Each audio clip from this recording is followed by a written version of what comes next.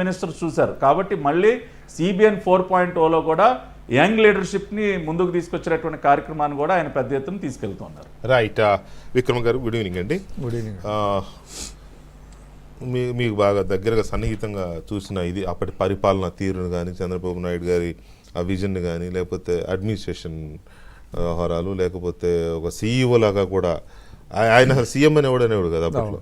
కొద్దిగా elite పీపుల్లో CEO అన్న ముద్ర బాగుండేది, ఏపీ CEO అన్నట్టుగా ఉండేది. ఇప్పుడు ఆయన ఆ ప్రస్తావన ఎందుకు తెచ్చారు అనేది ఒక నాకు అర్థం కాల. నిన్న సడన్గా మీరు 95 CBN 4.0 అనే పదం ఎందుకు వచ్చింది అనేది తర్వాత విశ్లేషిస్తే నాకు అనిపించింది చెప్తున్నాను. ఆనాటి పరిస్థితులు ఇప్పుడు మళ్ళీ ఆంధ్రప్రదేశ్లో ఉన్నాయి. అలాంటి అడ్మినిస్ట్రేషన్ అవసరం. ఎగ్జాక్ట్గా బహుశా అందుకే అన్నారా అప్పటికి ఇప్పటికి? ఖచ్చితంగా చరిత్ర పునరావృతం అవుతుందంటారు. తిరిగి మళ్ళీ చరిత్ర పునరావృతం అయింది. 95 ముందు ఆయన ముఖ్యమంత్రిగా పదవి బాధ్యతలు స్వీకరించే నాటికి రాష్ట్రం ఏ విధంగా ఆంధ్రప్రదేశ్ ఎలా ఉండిందో మోర్ ఆర్ లెస్ ఇప్పుడు అట్లానే ఉందండి. ఈ సందర్భంగా ఒకటి చెప్పాలి. ఇటీవల మనం 2 రోజుల క్రితమే T20 వరల్డ్ కప్ చూసాం. అవును. అంటే ఒక హోప్లెస్ సిచ్యువేషన్ నుంచి మళ్ళీ కప్పు గెలవగలగటం అందరూ చూసాం. నాగౌట్ కదా మొత్తం, అసలు అదే ఎంటైర్ వరల్డ్ విట్నెస్ చేసింది. అంటే ఒక హోప్లెస్ సిచ్యువేషన్ నుంచి. అంటే ఇది ఎందుకు పోలిగా చెప్పాల్సి వస్తుందంటే, మనం ఒక హోప్లెస్ సిచ్యువేషన్లో ఉంది వాళ్ళ రాష్ట్రం ఆంధ్రప్రదేశ్. ఈ హోప్లెస్ సిచ్యువేషన్ నుంచి మళ్ళీ దీన్ని టర్న్ అరౌండ్ చేయాలి. అంటే టర్న్ అరౌండ్ చేసినటువంటి హిస్టరీ ఆయనకు ఉన్నది 95లో. అప్పుడు కూడా ఇదే సేమ్, ప్రభుత్వ ఉద్యోగులకి జీతాలు ఇవ్వలేనటువంటి పరిస్థితి. అసలు రాష్ట్ర ఆర్థిక పరిస్థితి ఎట్లా ఉందో ఎవరికి తెలియదు. ఎవరు కూడా పెద్దగా ఉద్యోగుల్లో ఒక నిరాసక్తత, అలసత్వం, రెడ్ టేపిజం. కలెక్టర్ గారు ఎక్కడ ఉంటారో తెలియదు, SP గారు తెలియదు, MRO గారు తెలియదు, ఫైల్స్ ఎక్కడో పడిపోవటం. అవును. అట్లాగా ఒక రకమైనటువంటి నిరాశావాదం ఉన్న టైంలో ఆ నిరాశావాదాన్ని పటాపంచలు చేసి తిరిగి ఆయన ఒక గాడిలో పెట్టాడు. ఆయన రాష్ట్రాన్ని గాడిలో. అంటే ఏదో ఆయన ఒకటే చెప్పాడు, నా దగ్గర ఏం మంత్రదండం లేదు, రాత్రికి రాత్రి నేనేదో ఈ రాష్ట్రాన్ని స్వర్గధామంగా మారుస్తానని చెప్పలేదు. మనం కష్టపడదాం, అందరం కలిసి కష్టపడి ఫలితాలు సాధిద్దాం అని చెప్పి స్టెప్ బై స్టెప్ అట్లాగే వెళ్ళింది. దాంట్లో ఫస్ట్ ఆఫ్ ఆల్ ముందుగా అంటే ప్రభుత్వోద్యోగుల మైండ్ సెట్ ఆయన మార్చాడు.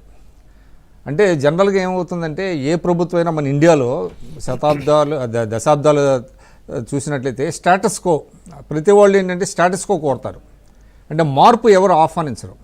అంటే ఏదో నడుస్తుంది చల్తాబాయ్ అంటారు కదా, ఇక్కడ ఏదో నడుస్తుంది, మనం ఎక్కువ శ్రమ పడిపోవద్దు, ఎందుకు నీ వల్ల నా వల్ల ఏం వద్దు, ఇది నడుస్తూనే ఉంటుంది అంటా ఉంటారు. అంటే స్టేటస్ కో, ప్రత్యేకించి రాజకీయ నాయకులు ఏంటంటే యథాతథ స్థితిని కోరుతారు. ఎందుకంటే మార్పును ఆహ్వానిస్తే ఫ్రిక్షన్ వస్తుంది, ఫ్రిక్షన్లోంచి సమస్యలు వస్తాయి.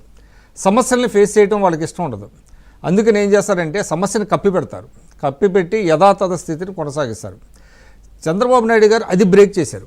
ఆ యథాతథ స్థితిని మార్చి మొత్తం వాళ్ళ మైండ్ సెట్ని మార్చడానికి ఆయన పర్టికులర్గా కొన్ని కార్యక్రమాలు తీసుకున్నారు. అందులో ఇందాక పట్టాభి గారు చెప్పినట్టు ఫైళ్ళ వారోత్సవం పెట్టారండి. ఒకప్పుడు అసలు గవర్నమెంట్ ఆఫీసులకు వెళ్తే కూర్చోలేము అరగంట సేపు. ఇంత ఫైళ్ళు ఉంటాయి, డస్ట్ పట్టేసి ఉంటాయి, వాళ్ళు అక్కడ ఉండరు. మీరు నా ఆశ్చర్యం ఏంటంటే, సెక్రటేరియట్లో ఒకటి ఉంది, కళ్ళజోడు ఫ్యాన్ తిరుగుతూ ఉంటుంది, ఇట్లానే పెన్ను ఓపెన్ చేసి పెడతారు, కళ్ళజోడు పెడతారు, మనిషి ఉండడు. మనం ఎవరైనా వెళ్తే ఇప్పుడే క్యాంటీన్కి వెళ్ళాడంటే అంటారు. గంటైనా 2 గంటలైనా రారాళ్ళు. అంటే ఇప్పుడే వెళ్ళినట్టుగా చూడటానికి పెన్ను, కళ్ళజోడు, పేపర్లు ఉంటాయి, బట్ అంటే నేను అందరినీ అంటలా, కొంతమందిని, చాలామంది, most of the employees mind set అట్లా ఉండేది. దానిని ఆయన మార్చాడు. ఫస్ట్ ఆఫ్ ఆల్ ముందు ఈ డస్ట్ అంతా క్లియర్ చేయటం, అదంతా ఫైల్ క్లియరెన్స్ ఆకస్మిక తనిఖీలని పెట్టి తర్వాత వాళ్ళని కాన్ఫిడెన్స్లో తీసుకున్నారు. వాళ్ళ సమస్యలను పరిష్కరిస్తానే రాష్ట్రం మధ్య ఈ సమస్యలు ఉన్నాయి, ఈ సమస్యలు మనం పరిష్కరించుకుందాం, దాంట్లో మీరు భాగస్వాములు కావాలి అని చెప్పిన తర్వాత ఆఫీసు ఎన్విరాన్మెంట్ని కూడా మార్చారు. అప్పుడు క్లీన్ అండ్ గ్రీన్ అని తీసుకొచ్చి